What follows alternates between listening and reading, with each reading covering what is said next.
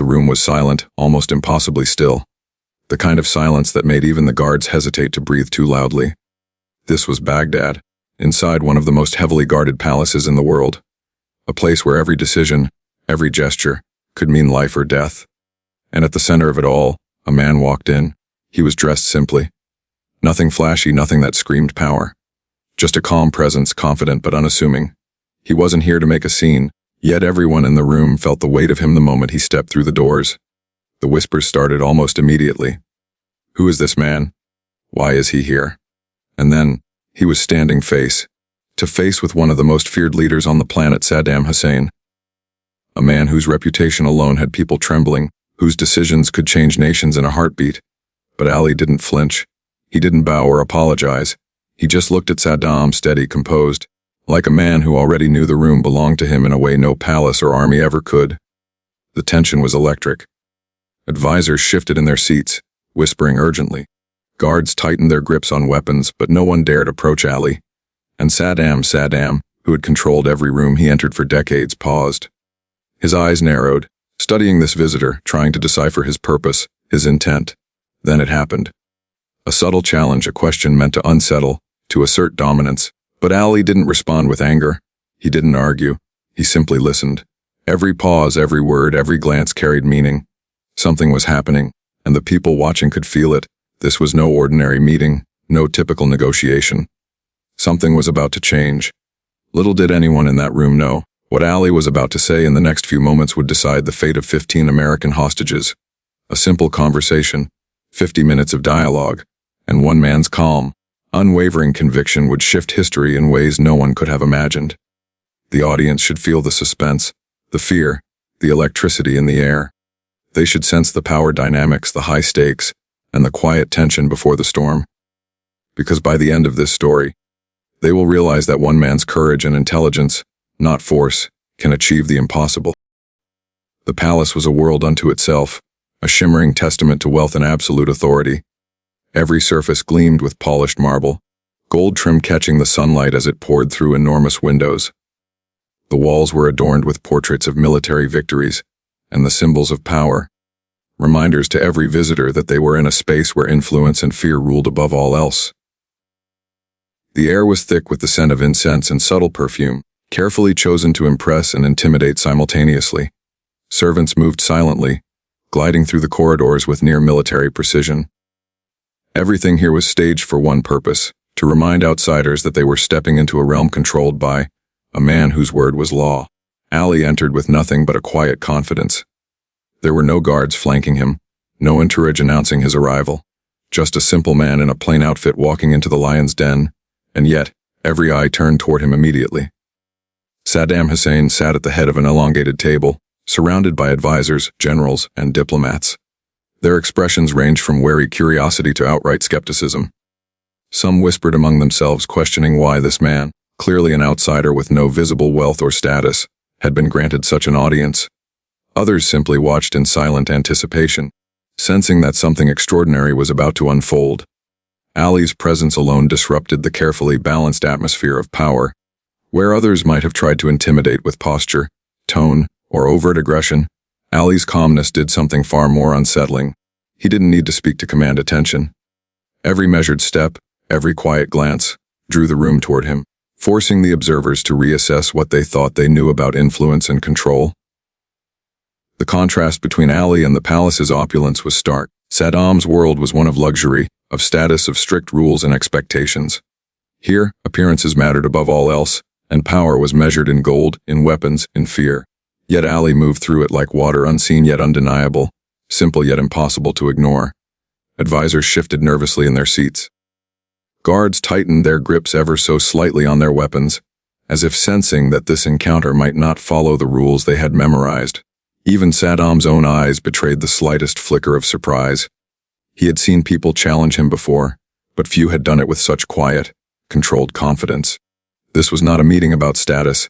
It was a test of intellect, patience, and courage. Ali didn't need to prove anything with wealth, with displays of authority, or with threats. His power lay in something far deeper: clarity of purpose, moral authority, and an unshakable calm that quietly demanded respect. Engagement promptee. If you're already feeling the tension in this room, go ahead and hit that like button and subscribe. Because the way Ali handles the next 50 minutes is nothing short of extraordinary, and you won't want to miss a second. By the time the initial formalities ended, the stage was perfectly set. The palace, the wealth, the elite audience, all of it created a pressure cooker environment.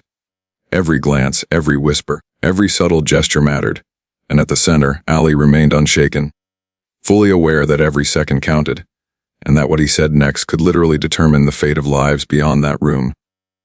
The audience begins to understand the stakes. This wasn't just a negotiation, it was a masterclass in presence, patience, and strategy. And as Ali took his seat across from Saddam, the room seemed to hold its breath. The tension was palpable. Every eye followed every subtle movement. Every mind tried to anticipate the first word Ali would speak. And every viewer watching at home couldn't help but wonder, how does one man change the course of history? Simply by sitting calmly in a room full of power. If you think Ali can pull this off, hit that like button and subscribe to follow the moment Ali took his seat across from Saddam, the air in the room shifted. It was no longer just opulence and grandeur. It had become charged with an invisible current of challenge. Saddam's eyes narrowed, a practiced glare that had reduced countless visitors to trembling figures before. But Ali remained calm, poised, unshaken. Saddam leaned back slightly in his ornate chair, his fingers steepled in front of him. So, he began, his voice smooth but sharp. "You are the man they sent to speak on behalf of the Americans." The words were polite on the surface, but carried the weight of suspicion and subtle contempt. He studied Ali as one might study a chessboard, looking for weakness, a hint of fear, anything to exploit. Ali simply nodded, allowing the silence to fill the space. Every second stretched, a test of patience, a battle in itself. The advisors around the room shifted uncomfortably. They had seen this routine many times, foreign emissaries entering the palace, speaking words carefully chosen to flatter or appease. But Ali was different. He said nothing yet communicated everything. Saddam's gaze lingered on him, sharp and unrelenting. "You are not dressed like a man of importance," he said, a deliberate barb hidden beneath the casual tone. "Perhaps you are unprepared for the gravity of this conversation." Ali did not flinch. He did not offer a defensive remark. Instead, he leaned forward slightly, listening, absorbing every word, every inflection.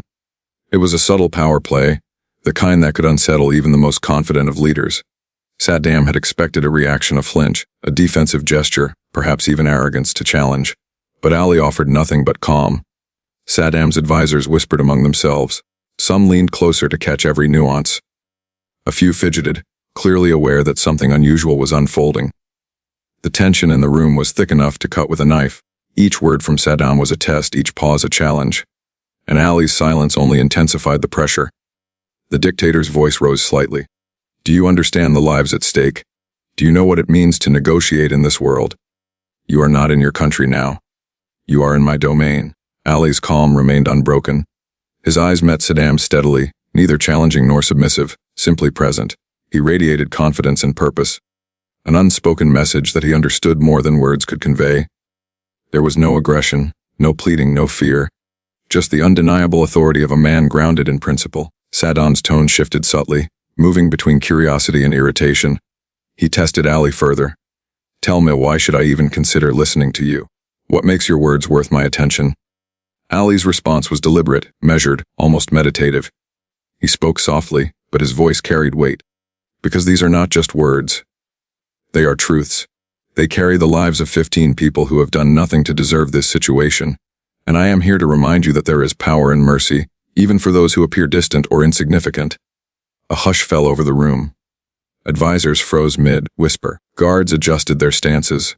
Even Saddam's eyebrows lifted ever so slightly, a small, fleeting recognition that Ali was not like the others. Here was a man who commanded respect without raising his voice, who projected authority without force, who navigated the room's power dynamics with grace rather than aggression. Saddam leaned forward now, curiosity piqued. "You speak of mercy as if it were a tool," he said carefully. "Yet I know that people in your position often underestimate the cost of weakness." Ali remained composed, yet his eyes seemed to hold an unspoken challenge. His silence in response spoke volumes. It suggested that true strength was not in dominance or intimidation, but in understanding, restraint, and moral clarity. The room could feel it. Every person present sensed that something remarkable was happening, a subtle yet undeniable shift in the balance of power. Saddam paused, watching Ali closely. For a moment the room seemed frozen in time. He had faced kings, generals, diplomats, and negotiators. But here was a man who refused to react out of fear or pride. He forced the dictator to confront a level of quiet authority that was completely unfamiliar. The tension continued to rise. Ali's calmness created a quiet storm, and every subtle gesture, every measured pause added to the pressure. The audience watching at home should feel the suspense, a simple conversation, yet the stakes could not be higher. 15 lives hung in the balance, and the room had become a stage where the ultimate test of patience, intellect, and courage was being played out. By the end of this section, the viewers understand the stakes fully. Saddam is no longer just a powerful figure, he is a psychological adversary, and Ali's approach is a masterclass in calm under pressure. Every word, every silence, every glance is loaded with significance. The tension is now palpable, ready to escalate even further in Part 4, where Ali's silent power and strategy will dominate the room and begin to shift the outcome. The room had reached a peculiar stillness. The tension from Part 3 hadn't dissipated, it had thickened, becoming almost tangible. Every movement, every breath was noticed, and yet, Ali remained calm. Seated across from Saddam Hussein, he exuded a quiet authority that didn't demand attention but compelled it. There were no grand gestures, no dramatic speeches, no threats or intimidation. Ali simply existed in the moment, fully aware of the power dynamics around him, and utterly unshaken. His calm was almost disarming. Guards straightened instinctively, advisors whispered quietly to one another, and even Saddam's sharp, calculating eyes seemed to falter for a fraction of a second. Ali's strategy was simple but profound. He understood that true influence didn't require shouting or force, it required presence. Every pause was deliberate, every glance carried meaning. The slightest tilt of his head or a gentle nod conveyed more than words could. In those moments, the room itself seemed to lean toward him, as if recognizing that this man, though unassuming in appearance, commanded a kind of authority that no palace, no gold, and no armed guards could replicate. Saddam, for all his power, began to realize that this encounter was not like others he had faced. Every challenge he threw at Ali, every subtle insult, every probing question, was met not with anger or defensiveness, but with measured silence. This silence was its own form of dialogue, forcing Saddam to reflect rather than react. Ali had turned the tables without uttering a single word of confrontation. The audience, if watching from home, should feel the intensity of a silent duel, where the weapons are patience, composure, and wisdom.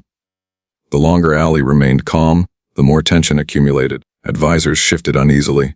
A faint murmur spread among them, some clearly recognizing that Ali was not just a visitor, but a presence capable of holding ground against one of the world's most feared leaders.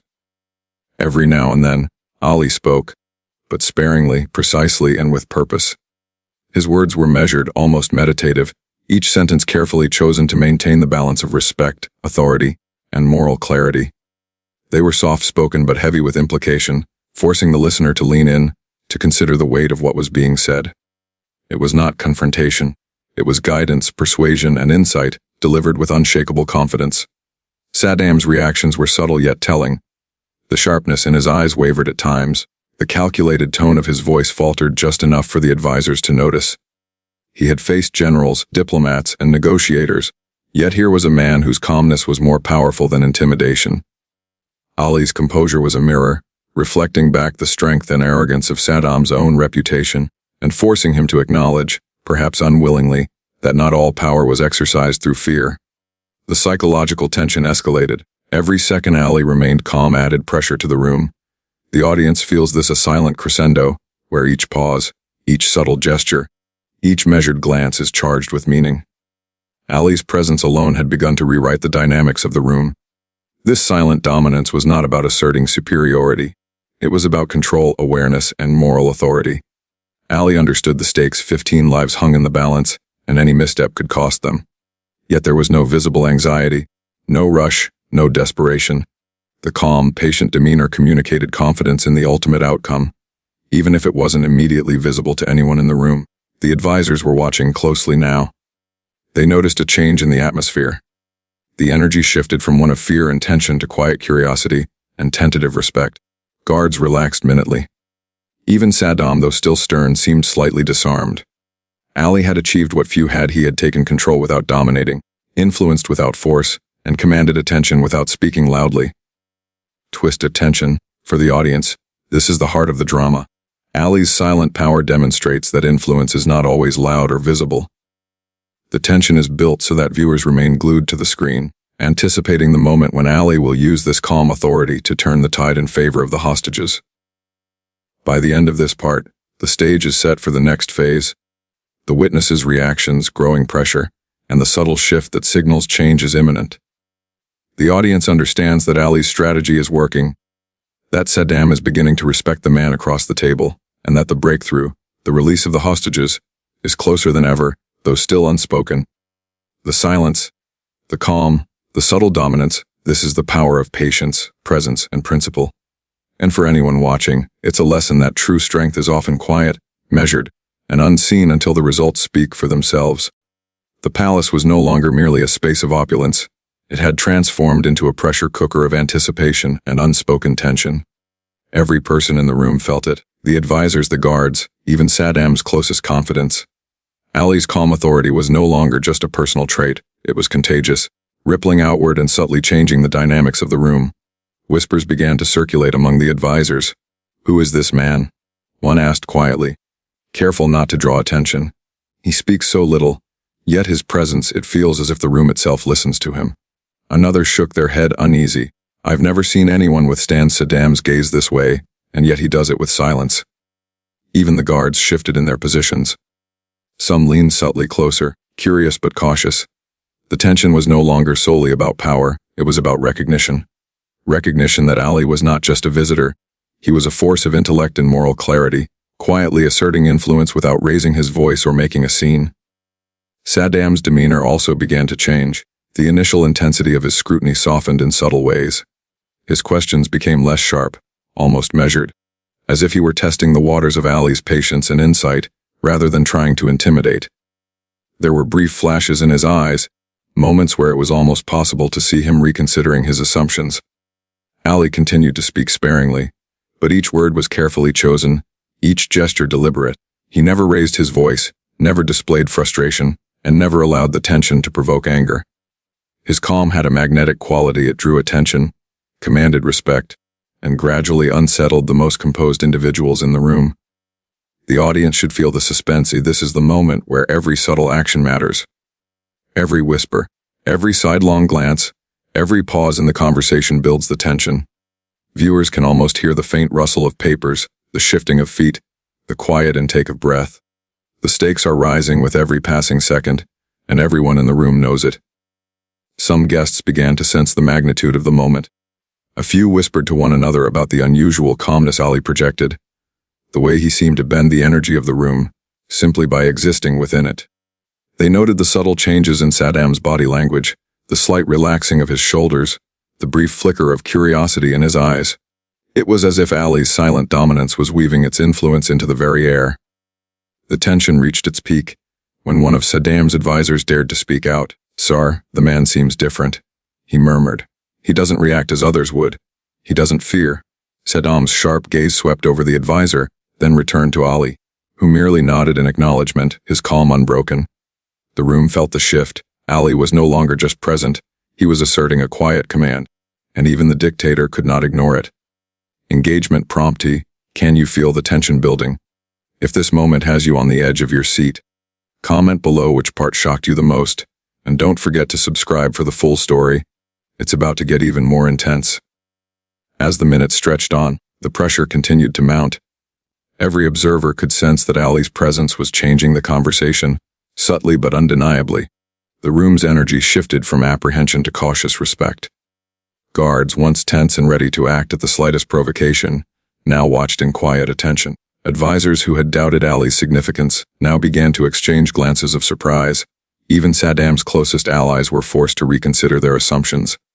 Here was a man, simple in appearance yet extraordinary in influence, who had transformed the room without force or volume. His calmness had become a lever, subtly altering perceptions and laying the groundwork for the breakthrough that would soon come. For the audience, this is a critical moment. The suspense is almost unbearable, and the narrative demonstrates that influence is often quiet and calculated rather than loud and aggressive. The viewers are emotionally invested, waiting to see how Ali will turn this tension into action. By the end of this section, the stage is perfectly set for the big reveal in Part 6. The palace is alive with anticipation, every observer acutely aware that something extraordinary is about to happen. Ali's patient, quiet power has altered the energy in the room, and the audience knows that the outcome, the fate of 15 American hostages, is within reach. The whispers, the shifting glances, the subtle gestures, all of it leads the viewers toward the climactic moment, making them feel as if they are part of the room, witnessing history unfold. If this tension is keeping you on the edge of your seat, comment below. The room had reached a breaking point. 50 minutes had passed, not in chaos, not in argument, but in something far more unsettling: control through calm. Every person present could feel it. This conversation was no longer symbolic, it was decisive. Saddam Hussein leaned back slowly in his chair, not aggressively, not defensively, but thoughtfully. That alone sent a quiet shock through the room. Ali noticed it immediately but didn't react. He remained still, hands resting calmly, posture relaxed, eyes steady. He had waited for this moment, not rushed it, not forced it, allowed it to arrive on its own. Saddam broke the silence. "You speak differently than the others," he said, his voice lower now, slower. "Most come to me with demands or fear. You bring neither." Ali nodded once. Then gently, he spoke.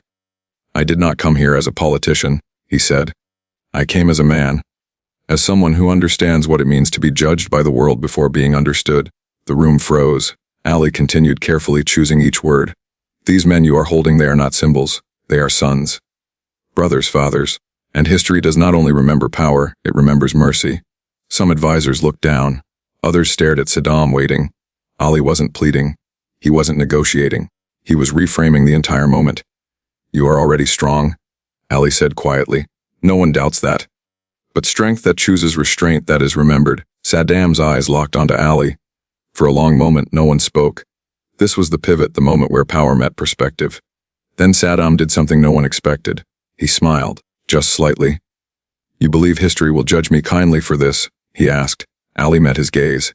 "I believe history listens when powerful men choose humanity." Another silence. Longer this time. The guards remained still. Advisors didn't whisper. Even the air felt suspended, as if the room itself was waiting for permission to breathe again. Then Saddam turned to one of his senior officials. "Bring me the list," he said. A sharp inhale echoed across the room. The official hesitated just a second, then moved quickly, handing Saddam a folder. Pages flipped. Names were read silently. Ali remained motionless, though his heartbeat had undoubtedly changed. Saddam closed the folder. Then he spoke the words that would ripple across the world. "They will be released." For a moment, no one reacted, almost as if the words hadn't registered. Then reality hit. 15 American hostages alive, free. Advisors exchanged stunned looks. Guards straightened. One official whispered, "Sir, are you certain?" Saddam raised a hand. "The decision is made." Ali did not celebrate, he did not smile. He simply nodded respectfully. Because this wasn't victory, it was resolution. Saddam looked back at him. "You could have demanded," he said. "You did not." Ali replied calmly, "Demanding closes doors. Respect opens them." The dictator studied him one last time. "You are an unusual man," Saddam said. "The world sees a fighter. Today I saw something else." Ali stood. "So did the world," he replied. As Ali turned to leave, the atmosphere in the palace had completely transformed. What began as tension ended in stunned silence, not fear, but recognition. History had shifted direction quietly. No cameras, no headlines in the room, no applause. Just a man who understood that sometimes the most powerful words are spoken softly, and sometimes the bravest act is choosing calm when the world expects force. And outside that palace, 15 families would soon receive the call that would change their lives forever. The world would later hear the headline, 15 American hostages released, a tense standoff resolved, a diplomatic moment labeled unexpected. But what the headlines never fully captured was how it happened. There was no shouting, no threats, no public humiliation. Just a man who understood something most people forget. True power doesn't need to announce itself. Muhammad Ali didn't walk into that palace as a conqueror. He didn't rely on fame, fear, or force. He relied on something far more rare, human understanding. He treated Saddam Hussein not as a monster to be challenged, but as a man capable of choosing differently. That choice changed everything. Ali showed the world that respect can disarm where aggression fails, that patience can reach places intimidation never will, and that sometimes The most heroic moments in history happen quietly, without applause or cameras rolling. He didn't shame, he didn't threaten, he didn't beg.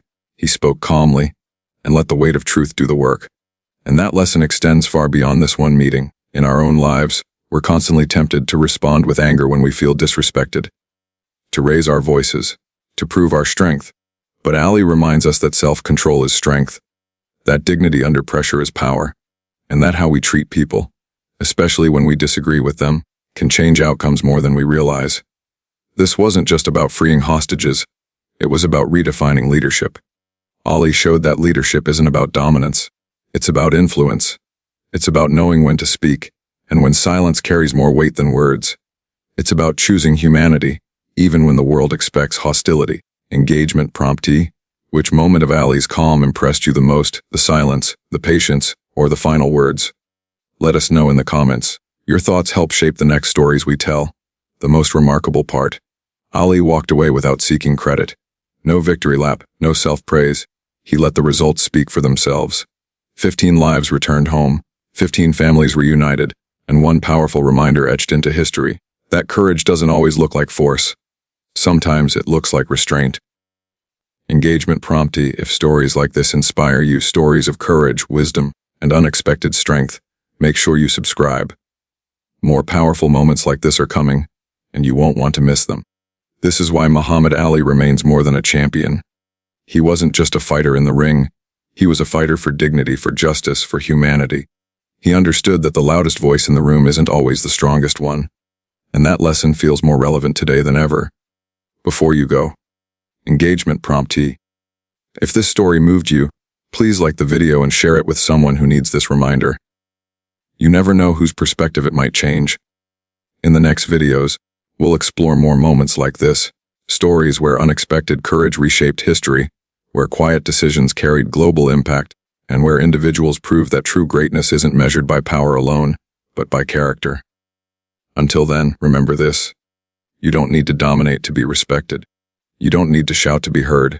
And sometimes, the calmest voice in the room changes the world. Which part of Ali's approach inspired you most? Comment below. And if you enjoyed